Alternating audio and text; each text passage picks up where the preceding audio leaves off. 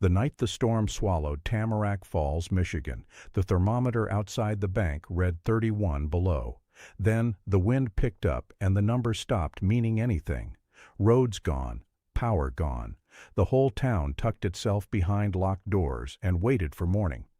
And out at the dead end of a little street called Cedar Hollow Lane, a 73-year-old woman in 2 sweaters and her late husband's wool socks heard somebody pounding on her front door. 4 heavy knocks, hard enough to rattle the glass. She opened it. Standing on her porch, half buried in snow, were 5 enormous men in leather, Hell's Angels patches on their backs, beards crusted white, tattoos crawling up their necks. One of them was bleeding through his sleeve, and the youngest one was shaking so hard he couldn't stand up straight. Now, most people see that on their porch at 10 o'clock at night in a blizzard. They shut the door. Lock it. Maybe call somebody. Cora Mae Dillard looked at those 5 strangers, and she said, "Well, don't just stand there freezing. Get inside." She fed them the last food in her house. She gave them her husband's coat and her own blankets off her own bed. She had no idea, not the faintest idea, that the big man at the front of that pack was worth more money than every house on her street put together. Every house in her whole zip code, probably. And what he did the next morning? That's the part nobody saw coming. Man. She didn't even pause. She just opened the door and started solving the problem. That tells you everything about who this woman was. But before we get to that morning, you've got to understand the night. And before the night, you've got to understand Cora. Because here's the thing that'll stay with you. This was a woman who had every reason on God's green earth to keep that door shut. And she opened it anyway. So let me tell you about her first. Tamarack Falls sits up in the northern part of Michigan, a couple hours past the last town anybody's heard of. The kind of place that used to be somewhere. Back in the day, it ran on the paper mill. The mill ran 3 shifts, and 3 shifts meant full pews on Sunday, and kids on every bicycle, and a downtown where you actually had to wait for a parking spot on Saturday morning. Then the mill went quiet. Not all at once. First one shift, then the second. Then a letter taped to the gate one Monday in October telling 400 people not to bother coming back. After that, Tamarack Falls just kind of leaked away. A family here, a family there. The hardware store hung on the longest, then even that went dark. By the time this story happens, the town had lost more than half the people it ever had. Main Street was mostly plywood in the windows, and a gas station and a dollar store that kept weird hours. The kind of town you drive through on your way to somewhere with your gas light on, and you don't stop, and you forget the name before you hit the county line. And right at the end of Cedar Hollow Lane, in a small white house with green shutters, lived Cora Mae Dillard, 73 years old, retired, widow. She'd worked 31 years cooking lunches and dinners at the county hospital cafeteria, the only job she ever had, and she was proud of it.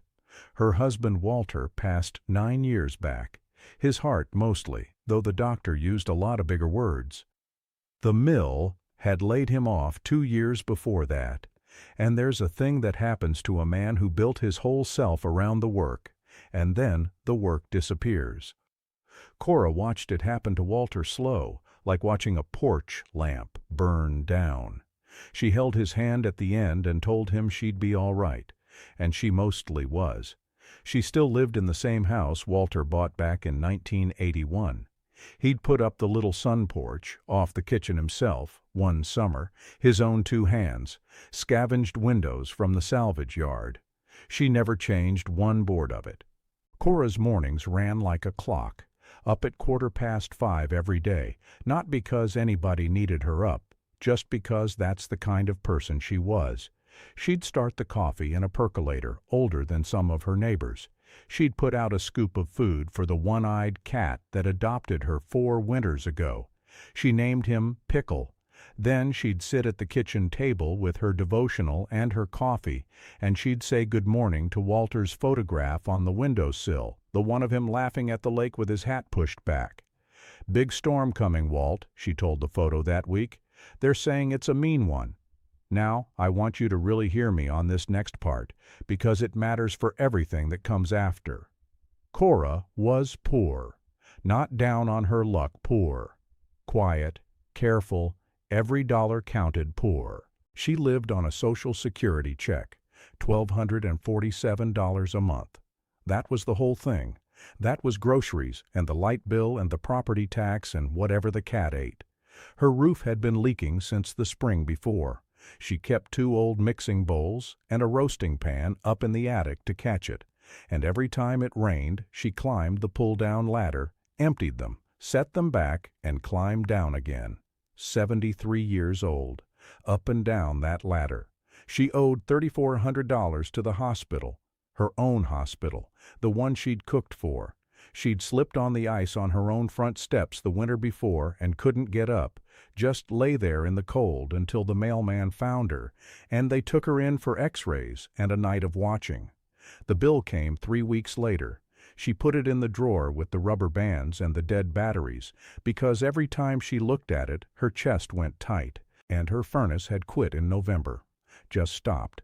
The repair fellow came out, sucked his teeth, and quoted her a number she couldn't say out loud. So Cora did what poor people do. She made do. She ran a kerosene heater in the front room and cracked the oven door in the kitchen on low, and she stuffed towels under the doors and taped sheet plastic over the windows to keep the draft from cutting through. The tape kept peeling off the one over the sink, and every couple of days she'd press it back down with her thumb and tell it to behave. She never told a soul. Not her neighbor Glenda across the fence. Not the Marsh kids down the block. Not one person at the church she'd gone to for 41 years, before it closed up and folded into a bigger one, half an hour away that she couldn't drive to in the winter. And here's what I need you to understand, because this is the whole key to her. Cora not complaining wasn't pride. It wasn't her pretending things were fine. She knew exactly how bad things were. She just believed, all the way down in her bones, in a thing so simple it sounds almost foolish when you say it out loud. You make do with what you've got. And while you're making do, you find somebody worse off and you help them. That was it. That was her whole religion, more than anything she heard in any building. She watched the Marsh kids 3 afternoons a week so their mama could pick up shifts at the warehouse 2 towns over. Never took a dime for it. She left foil-covered plates on porches when she knew a family was going through a hard stretch. Didn't knock. Didn't wait to be thanked. Set the plate down. Walked home. The summer before, she organized the only block cleanup Cedar Hollow had seen in years. Printed the flyers herself at the library. A nickel a page. 4 people showed up. She thanked every one of them like they'd handed her the moon. That was Cora. Invisible to the county. Invisible to whatever was left of the town government, the kind of woman a place runs on and never once sees. But she had something most folks with full bank accounts will never have. She had a kind of giving that didn't keep score. Didn't want anything back. Didn't even know how to want anything back. She told one of the Marsh kids once, the little one, while he was working his way through a grilled cheese at her kitchen table, "You don't need much to give a lot, baby. Those are 2 different things." She meant it. She lived it. And she had no idea, none, that in about a week she was going to get the chance to prove it to 5 men she'd never met. The afternoon it came, the sky went the color of an old bruise by 2 o'clock. Snow started spitting around 3. Then it got serious, fat and fast and sideways. The radio said the highway was closing. Blizzard warning through the night, wind chill dropping past 25 below, maybe colder. Cora moved through her little house with that calm she had. She filled every pot and jar with water in case the pipes froze. She checked the kerosene can. She stacked the spare blankets on the arm of the couch where she could reach them, and then she did a thing she couldn't explain to anybody later, including herself. She went to the hall closet and she pulled out Walter's old mackinaw, the heavy wool one, red and black plaid, the one he wore on the back porch on cold mornings with his coffee. It still held the smell of him a little, even after 9 years. Pipe smoke and cedar. She carried it out to the front room and laid it over the arm of the couch, real careful, smoothing it flat with her hand. "Just in case somebody's cold," she said to the empty room. She didn't know what she meant by it. She'd understand by morning. She just laid the coat out, and she sat down to wait out the storm. What she didn't know, couldn't have known, was that the next day would have been her and Walter's wedding anniversary. 52 years. She'd been thinking about him all week. Maybe that's why the coat. Maybe some part of her was already holding the door open before anybody ever knocked. By 7 o'clock, Tamarack Falls was gone. Buried. You couldn't see Glenda's house across the street, and Glenda's house was 40 feet away. The wind came down off the lake screaming, bending the trees, snapping the dead branches off the big oak in the side yard one by one like somebody breaking pencils. Then the power went. The whole east side of town dropped into the dark at once. No street lights, no porch lights, no hum from the refrigerator, just blackened wind. Cora lit 2 candles. She set one in the kitchen window over the sink, where it always went during outages, an old habit from Walter, who used to say a light in the window means somebody's home and somebody cares. She set the other on the windowsill next to his photo. She turned the kerosene heater as high as it would go, pulled Walter's wool socks up over her own, wrapped herself in the quilt, and sat down in the recliner to ride it out. The temperature outside was 27 below now, and falling. The kind of cold that bites your lungs when you breathe it. The kind of cold that kills people who aren't careful, and sometimes people who are. She was alone, and it was going to be a long night. But 5 miles north of her, out on County Road 9, 5 men were finding out exactly how long a night can get. They were Hell's Angels, a chapter out of Wisconsin, riding their annual run. It had a name among them.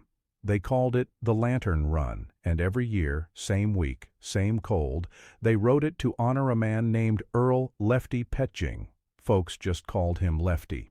Lefty had been gone 3 years now. He was the man who, back when the leader of this pack was a dumb, angry kid headed for a cell or a grave, grabbed him by the collar and gave him a reason not to be. Lefty had taught half these men how to ride and, the other half, how to be men. So every year they rode the road he loved in the worst week of the winter, because Lefty always said a ride didn't count for much if the weather was nice. The man at the front was big. 58 years old, gray in his beard, shoulders like a doorframe, hands like he could palm a basketball in each one. His road name was Hollis. The men behind him were Tully, an older quiet one, Reyes, who'd been a Navy corpsman and was the closest thing the chapter had to a doctor, Marcus, solid and steady, and the kid, Eli, 23, on his first lantern run, with a baby due in April and a phone full of pictures of the ultrasound. The forecast had been wrong, the way it sometimes is.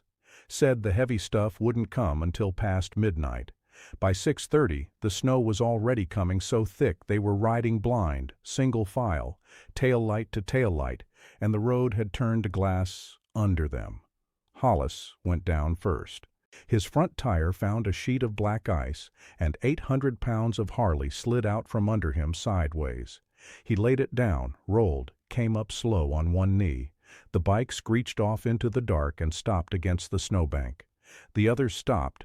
Reyes got to him, checked him over, hauled him up. Nothing broken, but 2 of the bikes wouldn't fire back up in the cold. The engines flooded, the batteries quit. And Eli, the kid, had caught the edge of a guardrail going down to avoid Hollis, and there was a deep gash opened up from his elbow halfway to his wrist. The blood was already soaking dark through the leather, and worse than that, his whole arm was going stiff and numb from the cold. They were stranded. No bars on a single phone. The cell towers were down somewhere in the storm. The little map on Hollis's cracked screen, before it died, showed one town, Tamarack Falls, a bit over 4 miles south. Hollis made the call the way he always made the calls. We walk it, push what'll push, leave the rest in the snowbank, come back for it. Nobody stops. Nobody sits down. You sit down out here, you don't get back up. So they buried 3 bikes in a drift on the shoulder, marked the spot, and started south into the teeth of it. 5 big men in leather and boots, walking down the middle of a closed highway in the dark while the snow tried to bury them too. I'll be straight with you for a second. Hypothermia in cold like that doesn't take its time. Half an hour, maybe less, on skin that's exposed and wet. And these men were soaked through. Eli was bleeding. The wind went through that leather like the leather wasn't even there. Hollis walked at the front and never stopped counting heads. He'd turn around every couple minutes, count to 5, turn back. "Talk to me, Eli. Say something." And the kid would say something just to prove he still could. It took them close to 2 hours to walk a road that takes 10 minutes to drive. When they finally stumbled into the edge of Cedar Hollow Lane, Eli was leaning on Marcus, half his weight, and Tully's feet had gone past, hurting into that scary kind of nothing. Every house on the street was dark. Black windows, locked doors, people hunkered down behind them with their own candles and their own fear of the storm. The men knocked on the first house. Nothing. The second. A curtain twitched in an upstairs window and then went still. Somebody inside chose not to come down. The third, fourth, fifth. Dark, dark, dark. They were almost out of road and almost out of time when Hollis saw it. Down at the dead end. The very last house. One small flame in a kitchen window, steady against all that wind. A candle. The only light on the whole street. Hollis went up the steps. His boots had 2 inches of ice frozen onto them. Every joint in his body was on fire and going stiff at the same time. He lifted his fist and he knocked. 4 times. Hard enough to rattle the storm door. Inside, Cora heard it over the wind. She set her coffee down. She looked at the door. She looked at Walter's photo on the sill. She picked up the flashlight off the counter, walked slow to the front door, put her hand on the cold knob, took a breath, and opened it. And there they were.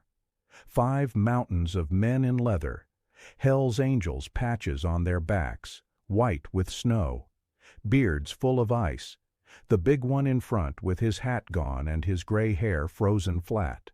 And just behind him, a young one, white-lipped, holding his bloody arm against his chest, shaking like a leaf in a hurricane. Everything the world ever told Cora to be afraid of was standing on her porch in the dark. Every warning, every news story, every reason a small old woman alone has to be careful. All of it, right there in front of her, 4 feet away. Hollis's voice came out low and cracked, half froze. "Ma'am, I am so sorry to bother you. We got caught out in this. One of my boys is hurt bad and we can't get warm. We just need to get out of the cold for a little while." The wind howled behind them. For a second nobody moved. Cora looked at his face. Then she looked at the bleeding boy behind him. Then back at the big man. And she pulled the door wide open. "Well, get in here before you freeze to death," she said. "All of you, stomp the snow off and come in." What happened inside that little house over the next 5 hours, that's where this story really starts. 5 enormous men filed in through Cora's front door one at a time. They filled her front room wall to wall, shoulders touching the lampshades, heads almost brushing the ceiling. Snow came off them in chunks and melted into the rug. The whole room went thick with the smell of wet leather and frozen road. Cora didn't flinch, not once. She looked at those 5 men the way she'd looked at 1,000 problems in her life, like something she'd already decided to fix. "Sit wherever you fit," she said, "and bring that bleeding boy to my kitchen table. Right now. Move." Reyes walked Eli to the table and sat him in Walter's old chair. The kid was gray. His lips had gone the wrong color. The gash on his arm was ugly, deep, and still seeping through the torn leather. Cora went straight to the bathroom and came back with a tin box, white with a faded red cross on the lid. Walter's old kit. She'd kept it stocked 9 years for no reason she could have named. And now Here was the reason. She pulled a chair around next to Eli, sat herself down, and took his arm in both hands, gentle as anything. She rolled the torn sleeve back. The kid hissed. "Hold still, baby," she said. "I've cleaned up worse than this off a hospital floor for 30 years. You're not going to scare me." She washed it out. Steady hands. No flinching, no fussing. Reyes hovered, watching her work, and after a minute he stopped hovering because he could see she knew exactly what she was doing. She didn't have proper bandages, not enough, so she tore long strips off a clean bed sheet from the closet, didn't think twice about the sheet, and she wrapped that arm tight and neat and clean. "There," she said, patting his hand. "That'll hold you till you get to a real doctor, but you're going to want stitches in that, you hear me?" Eli nodded. He couldn't talk yet. His eyes were wet and not from the cold anymore. Then Cora stood up and went to the next problem. Food. She had a pot of bean soup on the back of the stove. Made it that afternoon. Enough for her supper that night and her lunch the next day, and that was it. She looked at the pot, and she looked at 5 grown men the size of refrigerators, and she did the math in about a second and a half. She added water. She opened her 1 can of stewed tomatoes from the pantry and dumped it in. She found a half cup of barley in a jar and added that, and a handful of cut-up potato, and she turned the flame up and stirred it and stretched what was never going to be enough into something that would do. While it heated, she pulled out a sleeve of crackers, the heel of a loaf of bread, and a jar of bread and butter pickles she'd put up herself last summer. And when the soup was hot, she filled 5 bowls, deep, and set them down in front of 5 frozen men, and put the crackers in the middle of the table where they could all reach. She did not make a bowl for herself. Hollis noticed. Of course he noticed. He noticed everything. "Ma'am, you're not eating?" "I had a big lunch," Cora said. She hadn't. Then she went after the cold. These men were soaked clean through and shaking down to the bone. She moved through her house, pulling every warm thing she owned. The quilt off her own bed. The wool blanket off Walter's old side, still folded the way she folded it. An Afghan her grandmother crocheted before Cora was even born, the one she kept over the back of the rocker and never let anybody use. She brought it all out and started passing it around. And then she went to the couch and picked up Walter's mackinaw, the heavy plaid one she'd laid out that afternoon for no reason she could name, and she carried it over to Hollis. He was the biggest of them, the coldest, standing against the wall because there wasn't a chair left that would hold him. She held the coat up to him. "Put this on." It was my husband's. He was a big man, too. Hollis looked at the coat. Then he looked at her. And something moved across that hard face, something he clearly wasn't used to letting people see. He took it, worked his arms into it. It fit him almost like it was made for him. "Thank you, ma'am," he said, real quiet. Then Cora turned to Tully, the older one. His boots were off, and his feet were the wrong color. White at the toes, going gray. Early frostbite, and bad. And this 73-year-old woman, with her own bad hip, got down on her knees on the cold kitchen floor and took that man's frozen feet up into her 2 hands and started rubbing. Slow, firm, working the blood back into them the way you'd warm a baby bird. Tully stared down at her, this rough, quiet man, who looked like he'd been carved out of an old fence post, and his eyes went red, and he didn't say a single word, because he couldn't. She rubbed until the color started coming back. Then she reached down and peeled off Walter's wool socks, the ones off her own feet, the only thing keeping her warm, and she pulled them onto Tully's. "Those are my good ones," she told him. "Don't you go riding off to Wisconsin with my good socks." And Tully laughed, a short, cracked, surprised bark of a laugh. It was the first time anybody had laughed in that house in hours, and once he started, a couple of the others did too. And just like that, the fear and the ice went out of the room. Now, while all this was happening, Hollis was watching. He didn't say much. He just sat there in a dead man's coat and took it all in, and the more he saw, the quieter he got. He saw the two mixing bowls and the roasting pan stacked in the hallway under 3 brown water stains on the ceiling. He understood what that meant. He saw the sheet plastic taped over every window, peeling at the corners, pressed back down 100 times. He saw there was no furnace running anywhere in that house, just the one kerosene heater in the corner, doing the work of a whole basement, and the oven door cracked open in the kitchen for what little heat it threw.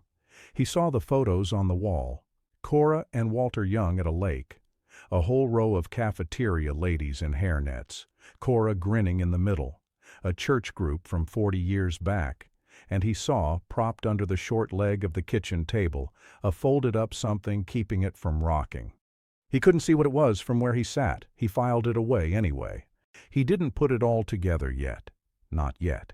He just sat there in the warm and felt something he hadn't felt in a long, long time, watching a woman who had nothing give away everything she had, like it was the easiest thing in the world. The men's vests were drying near the heater. As Cora draped Hollis's over the back of a chair, she saw the patches, the big death's head on the back, the one everybody in America would recognize. She knew what it meant. Everybody does. But under it, there was a smaller patch. Easy to miss. A little mountain shape stitched inside a diamond, with 2 words she couldn't quite read in the candlelight. She didn't think anything of it. She smoothed the vest out and turned it toward the heater so it'd dry, and she went on to the next thing.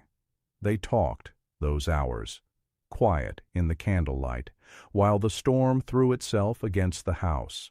Eli, the kid, showed her the ultrasound on his phone, the little gray smudge that was going to be his daughter in April. He told her his wife's name was Renee, and that he was scared he'd be no good at it, being a dad. Cora told him scared was the right way to feel, that the ones who weren't scared were the ones to worry about, and that he'd be fine.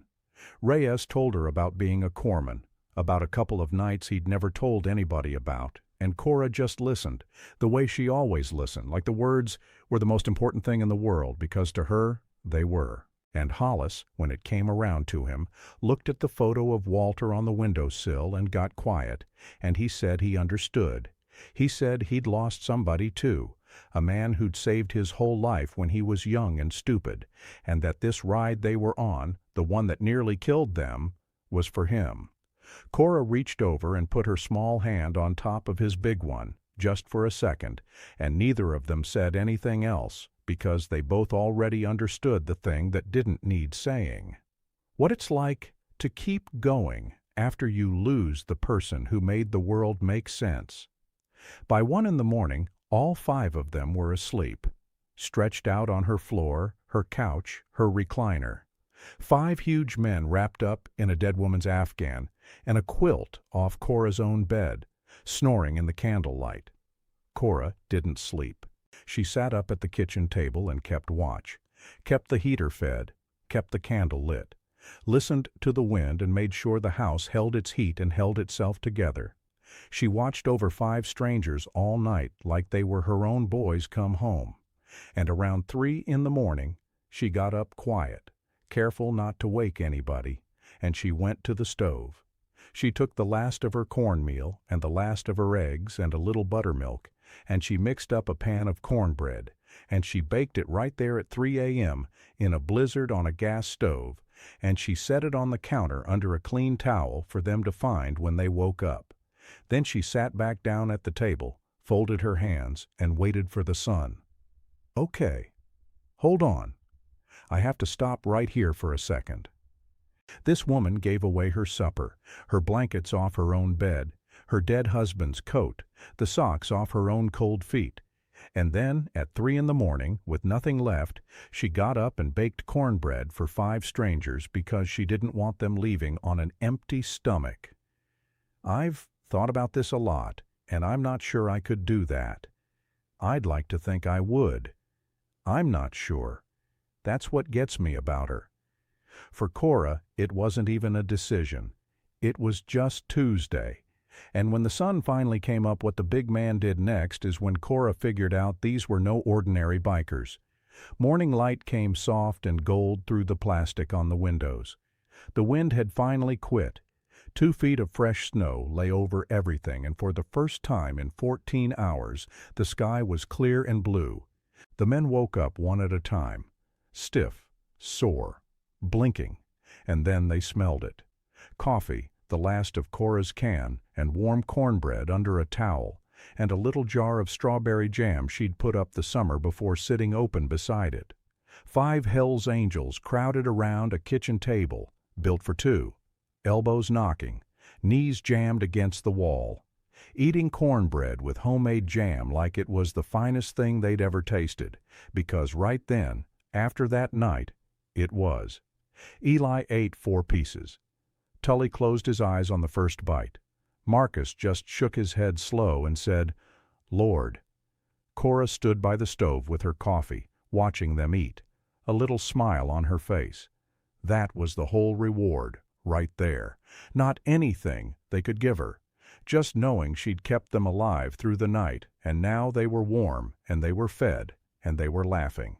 When they'd finished, Hollis pushed back from the table. He reached into his vest, dry now from the heater, and pulled out a thick fold of cash. Hundreds, a lot of them. He set it on the table and slid it toward her. "Ma'am, this is for everything. Please, take it." Cora looked at the money. She didn't touch it. She slid it right back across the table to him, slow and steady, no anger in it at all. "Put that away," she said. "I didn't open my door for money. I opened it because you needed in, out of the cold. That's the whole story. There's no bill at the end of it." The room went still. Hollis stared at her. And this big, hard man who probably hadn't cried in front of another soul in 30 years, his eyes went wet, just for a second. He blinked it back. He nodded once. He put the money away. Then he did something none of his own men expected. He took out a small leather notebook from inside his vest. Not a napkin, not a scrap.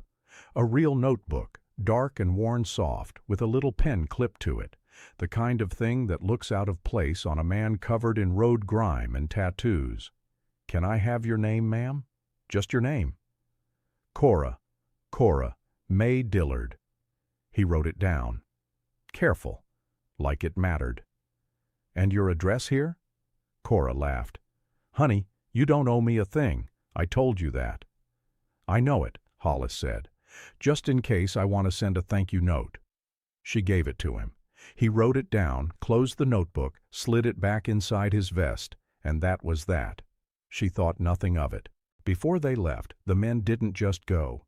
Reyes and Marcus shoveled out her whole front walk and her steps, down to the concrete, and threw sand on the ice so she wouldn't fall again. Tully found her busted screen door hinge, the one that had stuck for 2 years, and fixed it in about 4 minutes with a tool out of his pocket. Didn't ask, just fixed it. Hollis carried in an armload of stove wood from her pile and stacked it neat by the door so she wouldn't have to. Eli was the last one out. He stopped in the doorway with his arm still wrapped in strips of Cora's bedsheet, and he turned around and took her hand in both of his. "You're going to be the kind of grandma my little girl deserves to have," he said, and his voice cracked clean in half. "I hope she's half as good as you." Cora patted his cheek. "You call your wife the second you get to a phone, and you put a coat on that baby." He nodded.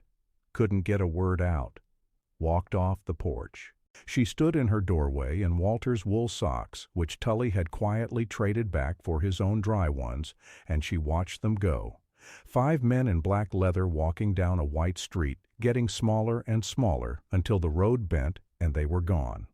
Cora went back inside, closed the door, sat down at her table and finished her coffee alone, in the quiet. And she figured, the way you would, that was the end of it. A good story. The kind she'd tell the Marsh kids over after-school snacks. Nothing more than that. She had no idea. For about 2 weeks, nothing happened. Life went back to its shape. The pipes had held. The roof still leaked. The Bowles went back up to the attic. Same coffee, same quiet, same long days. Cora told the Marsh kids about the bikers over grilled cheese, and their eyes got big as dinner plates. 5 of them, she said, big as bears, asleep all over my floor. Your Walter would have had a fit. They asked if she'd been scared. She thought about it a minute and said no. They were just cold. That was all. Then the strange things started. First, a delivery truck from the farm and home store out on the highway pulled up to her porch, and the driver carried in 3 full cans of kerosene. Paid for. Cora hadn't ordered them. She called the store, confused, and the girl on the phone said somebody had called it in and paid over the phone with a card and asked it be left for Mrs. Dillard at this exact address. Wouldn't give a name.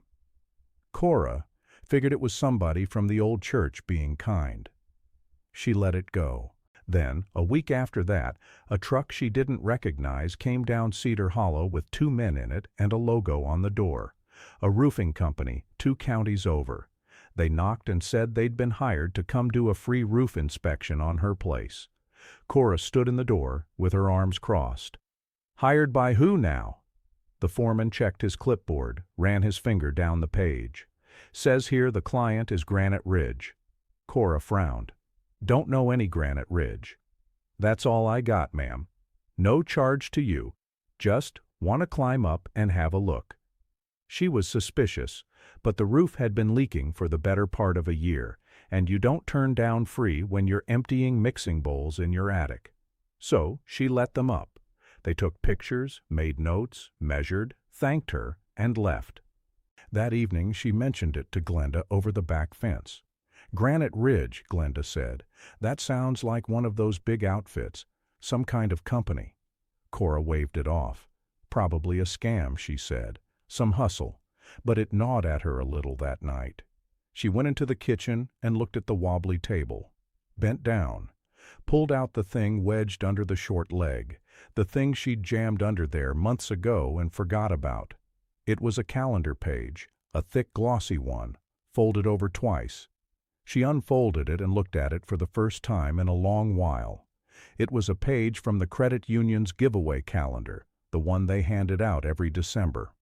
This year's theme had been Michigan business leaders, 12 months of important-looking people she'd never heard of. She'd been hanging it over the sink all year and had finally torn off the month she didn't like the picture of and shoved it under the table leg. She held it up in the light, and something flickered at the back of her mind. A face. Something about a face. She squinted at it. She couldn't quite reach the thought. She shook her head, folded the page back up, wedged it back under the leg, and went to bed. And then, on a Tuesday morning, 3 weeks after the storm, a black SUV came down Cedar Hollow Lane, and everything Cora thought she knew about that night turned over. It was a little after 10. Cora was at the sink washing her breakfast dish when she heard it. A low, heavy engine, the kind of sound that does not belong on Cedar Hollow Lane. She looked out the window. A big black SUV, the kind with the tinted windows, brand new, the chrome still shining, was pulling up to her curb. Glenda came out onto her porch. The woman 2 doors down pulled her curtain. A vehicle like that on this street meant something, and on this street, something usually meant bad. 2 men in dark suits got out of the back and stood by the doors with their hands folded, sunglasses on, looking like the kind of men who stand next to important people. Then the front passenger door opened and a man got out. Tall, broad in the shoulders, clean-shaven now, gray hair cut close, a charcoal overcoat that fit him like it had been built on him, and polished shoes that had never once seen County Road 9. Cora didn't recognize him, not at first. He looked like he'd stepped off the front of a magazine, and, in a way, he had. He came up her porch steps, the same steps he'd come up 3 weeks ago, caked in ice and half dead. This time his shoes were dry, and his back was straight, and his face was calm. He raised his hand and knocked. Twice. Gentle, this time. Cora opened the door. She looked at him. She looked at the SUV. She looked at the two men by the curb. Then she looked back at his face. And it clicked. The eyes. She knew those eyes. "Well, I'll be," she said slowly. "It's the biker." The man smiled. "Yes, ma'am, it is." He stood there in her doorway, the same doorway he'd stood shaking and blue-lipped in 3 weeks before, and he introduced himself properly this time. His real name. He was August Renner. Most people called him Gus. He was the founder and chairman of Granite Ridge, a heavy construction and infrastructure company headquartered down in Grand Rapids. He'd started it 27 years ago, out of a rented equipment yard, with one used backhoe and a partner who quit on him after the first month. Today, the company built bridges and highways and water systems across the Midwest. It was worth a little north of $3 billion and employed somewhere around 5,500 people. August Renner was one of the most powerful men in the state of Michigan, and 3 weeks ago he had been freezing to death on Cora Mae Dillard's front porch, begging a stranger to let him in out of the snow. Cora's eyes went wide. She looked at the SUV again, then the suits, then back at him. "You're telling me," she said, "that you're some kind of what? A company man? A boss?" "Something like that, ma'am," Gus said. "No flash to it, no bragging. But that night I was just a man who was about to die in the cold. And you saved my life. You saved all 5 of us." Cora put her hand on the doorframe to steady herself, and her mind started running back over everything. The ride. He'd told her about the ride that night. The man who saved him when he was young. He rode every year with the chapter. No suits, no SUV, no name people would know. Just leather and the road and a debt to a dead friend. That was who he was that night. Not a billionaire. Just a brother honoring a brother. But now, standing here in that overcoat, the rest of him was showing. And all at once the little things from that night started lining up. That small patch on his vest. The mountain inside a diamond. That hadn't been a biker patch at all. That was the Granite Ridge logo. She'd looked right at it and hung it over a chair to dry. The notebook. Dark, soft leather. That little pen. That hadn't been a journal. That was the daily planner of a man who ran a company of 5,000 people. The way he'd said, "Yes, ma'am." The way he took his boots off at her door without being asked. The way he folded the quilt before he handed it back. The way one look from him put a stop to it when one of his men put his feet up on her coffee table. That hadn't been politeness. That had been a man who ran rooms full of important people for a living and couldn't turn it off even half frozen on a stranger's floor. And the calendar, the one under her kitchen table leg, Michigan business leaders. His face. It had been his face she couldn't place. She'd been using August Renner's photograph to keep her table from rocking for the better part of a year. Cora stared at him, and then she started to laugh. Not a polite little laugh. A deep one, the kind that takes your whole body, that comes up from somewhere real. "I've been using your face," she said, "to keep my kitchen table from wobbling, for months." Gus laughed too, harder than the suits by the curb had probably ever seen him laugh. They looked at each other, baffled, and whatever stiffness was left in the morning just broke apart. Then Gus got serious. He stepped inside. He sat down at her kitchen table, the same chair, the same spot where he'd eaten cornbread 3 weeks before. He looked around the room, the mixing bowls, the plastic on the windows, the kerosene heater doing the job of a furnace that wouldn't run. And then he looked at her. "Mrs. Dillard," he said, "I have sat across the table from people who had every advantage a person can have. Money, power, more of both than they could ever spend. And I'm telling you, most of them would have left us on that porch. They'd have called somebody and let us freeze a few feet from a warm house." He stopped. "You had every reason in the world not to open that door. Every single one. And you didn't just open it. You gave us everything you had in this house. You gave away your own supper. I figured it out around 2 in the morning, watching you sit there not eating." His voice stayed level, but his eyes didn't. "I've thought about that night every day for 3 weeks, so I'm going to ask you to do something for me. I'm going to ask you to sit there and let me say my piece all the way through before you tell me no, because you're going to want to tell me no. Can you do that?" Cora folded her hands in her lap and she looked at him a long moment, and she said, "I'm listening." What August Renner laid out at that kitchen table wasn't just a thank you. It was the kind of thing that changes the whole shape of a town. He reached into his coat and set a folder on the table between them. He didn't open it right away. "First thing," he said, "this house." He looked up at the water stains, the plastic, the bowls in the hall. "Granite Ridge is going to fix it, top to bottom. New roof, new furnace, a real one, in that basement. New windows, new wiring where it needs it, insulation in these walls, so you're not heating the whole outdoors. You'll never tape another sheet of plastic up as long as you live here." Cora opened her mouth. Gus held up one hand, gentle. "I'm not done, and I want to be clear about something." He nodded toward the kitchen, toward the little sun porch off the back. "Your husband built that porch. We don't touch it. We work around it. Everything we do works around the things he made. Are we clear?" Cora pressed her lips together hard. Her chin trembled. She didn't say anything. She nodded. Gus turned to the second page. "Second thing. That night I figured out who you are, Mrs. Dillard. You feed people. That's the whole thing about you. You made soup for 5 strangers out of one pot meant for one person. You leave plates on porches. You feed those kids down the block. Feeding people is what you do. It's who you are." Cora's hands tightened in her lap. "There's a building on Main Street," Gus went on. "Used to be Peterson's 5 and Dime. It's been empty going on 4 years now. Dusty windows, weeds in the sidewalk.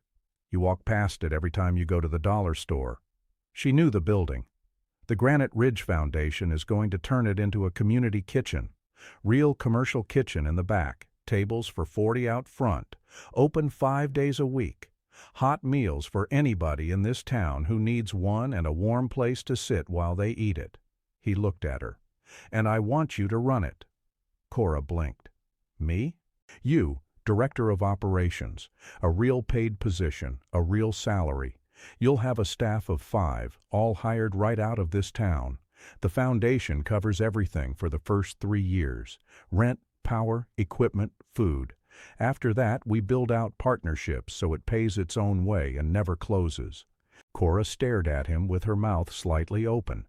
Nothing came out. He turned another page. "Third thing, this street." He nodded at the window. The cracked sidewalk. The dark south end with no lights. The empty weed lot at the corner where the Marsh kids played in the road because there was nowhere else. The foundation is putting $750,000 into Cedar Hollow Lane and the blocks around it. Sidewalks fixed, streetlights, the whole length.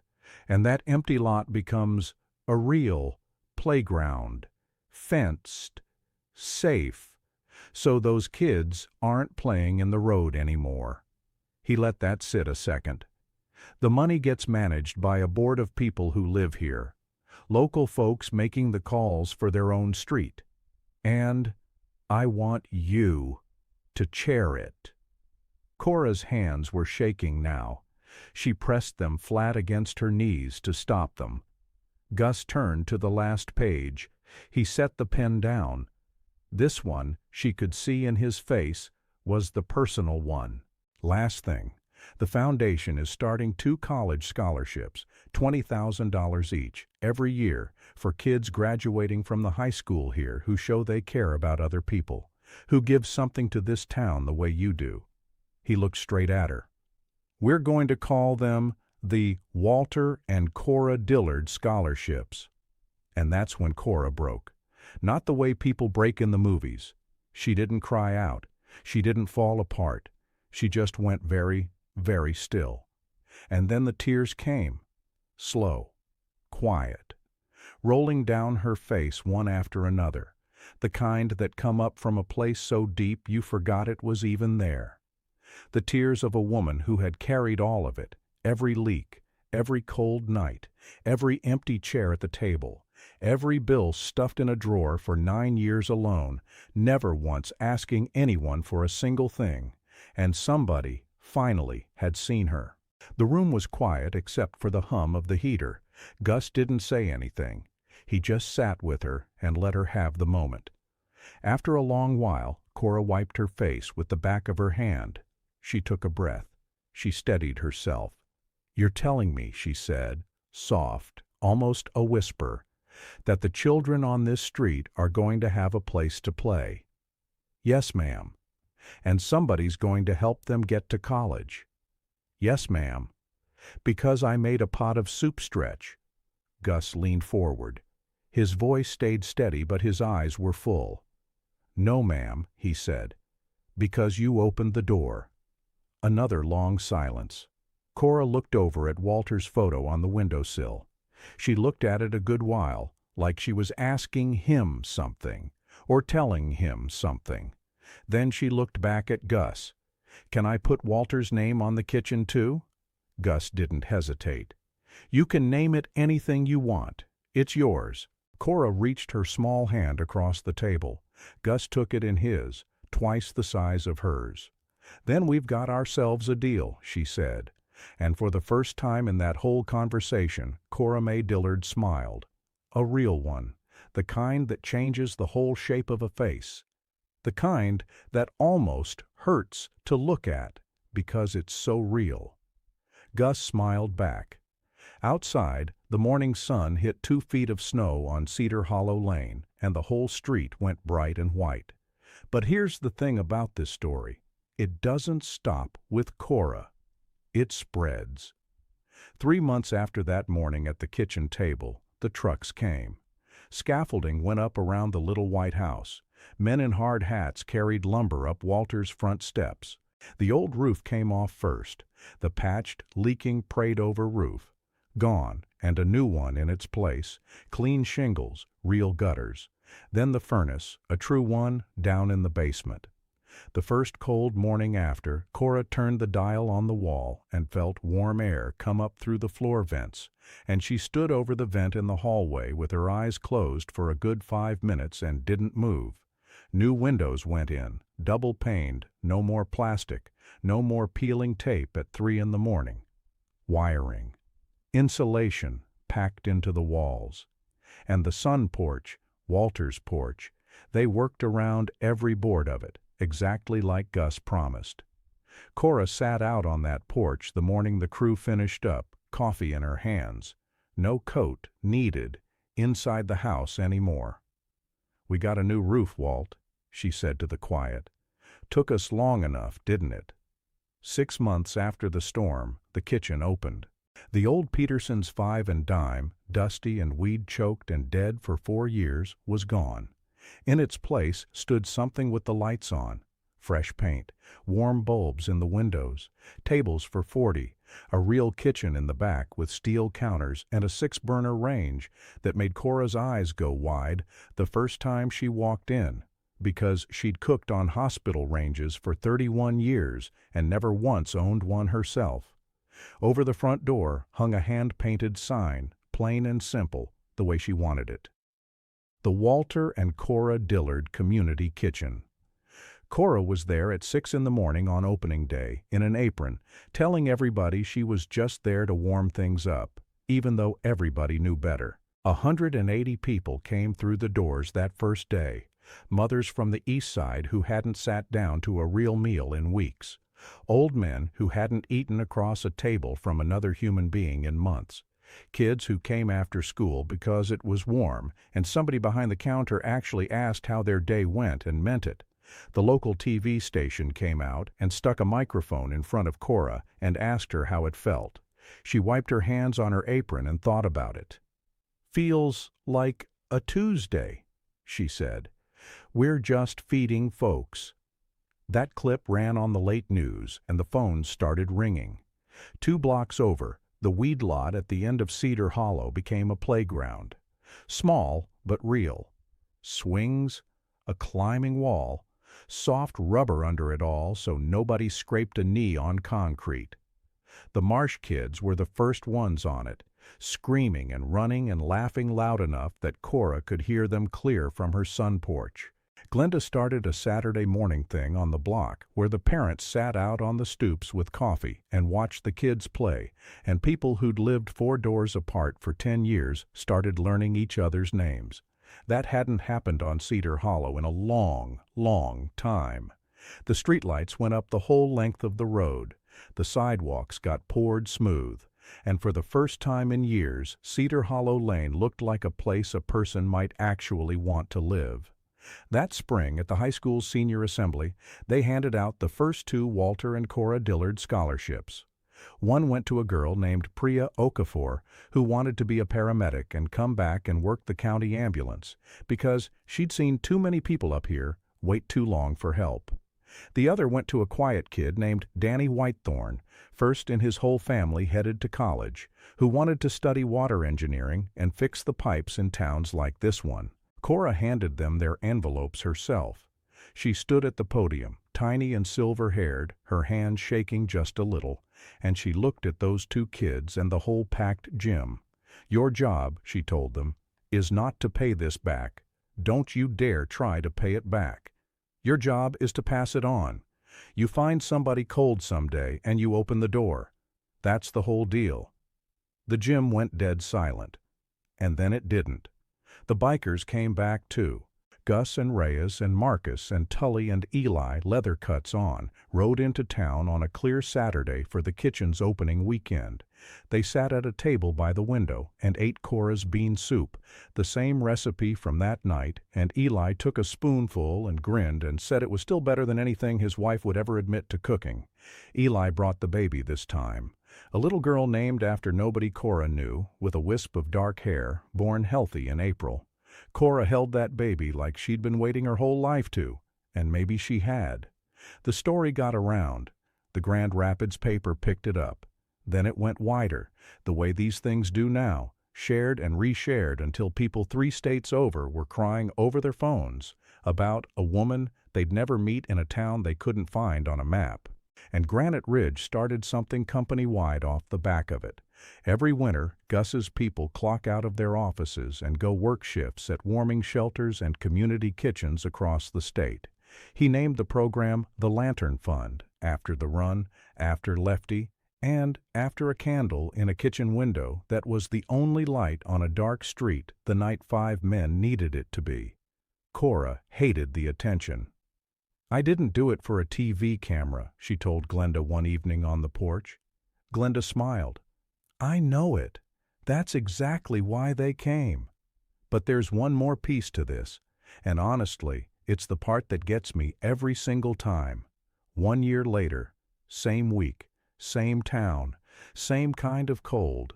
Another storm rolled into Tamarack Falls. Not as bad as the one that started all this, but bitter, and the snow came down hard, and the streets emptied out, and the doors locked the way they do. But one door stayed open, the Walter and Cora Dillard Community Kitchen. Lights on, heat running, a pot of soup on the stove.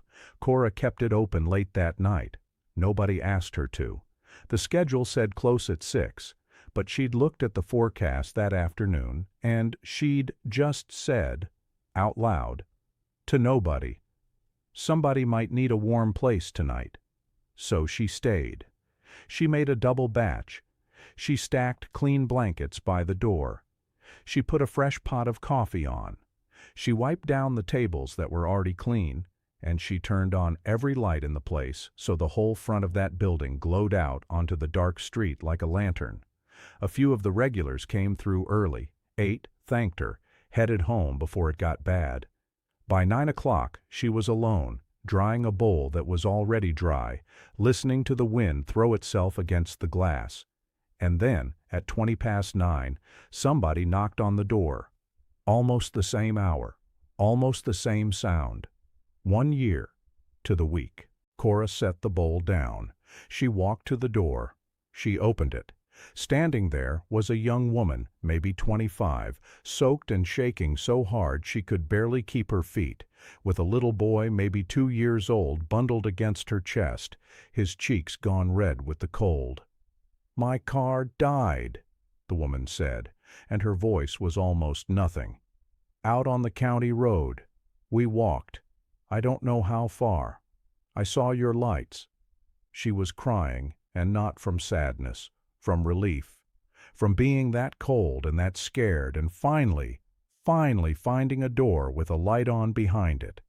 Cora didn't pause, not for half a second. Same voice, same words. 1 year later. "Well, get in here before you freeze to death," she said. "Both of you. Come on now." She took the little boy and wrapped him in one of the blankets by the door and set him in a chair near the heater. She heated up 2 bowls of soup and poured the mama a cup of coffee and got on the phone to call a tow truck. Then she sat down across from the young woman and let her cry, and let her get warm, and didn't ask her a single question she didn't want to answer. After a while the woman looked up at her, wet-eyed, and asked, "Why are you being so kind to me? You don't even know me." Cora smiled, soft, steady, sure. "Somebody knocked on my door once too," she said. "On a worse night than this one. This is just what we do around here now." Outside, the snow kept coming and the wind kept pushing at the windows. But inside that kitchen, there was warm light and warm soup and 2 strangers becoming something less like strangers across a table. And over the door, glowing out into the storm so anybody lost on a dark road could find it, hung the sign, "The Walter and Cora Dillard Community Kitchen." Cora picked up the ladle and filled 2 more bowls, and they sat down together and they ate. I'm not going to lie to you. This story does something to me every time I tell it. A woman who had almost nothing, bills she couldn't pay, a roof full of holes, eating bean soup alone in the dark, and 5 strangers show up on the worst night of the year, and she gives them everything. Not for money. She handed the money back. Not for a camera. She hated the cameras. She did it because somebody was cold, and her door had a knob, and that was the whole entire reason. And then she spent the rest of her life passing it on. I keep coming back to one thing she said. You don't need much to give a lot. Those are 2 different things. If this one got to you the way it got to me, do me a favor. Hit that like button so more people find it. Share it with one person tonight who needs to hear it. And subscribe, because these stories are out there everywhere, in towns nobody can find on a map, behind doors, with a single candle in the window. We just have to go looking for them. I'll see you in the next one. Keep a light on.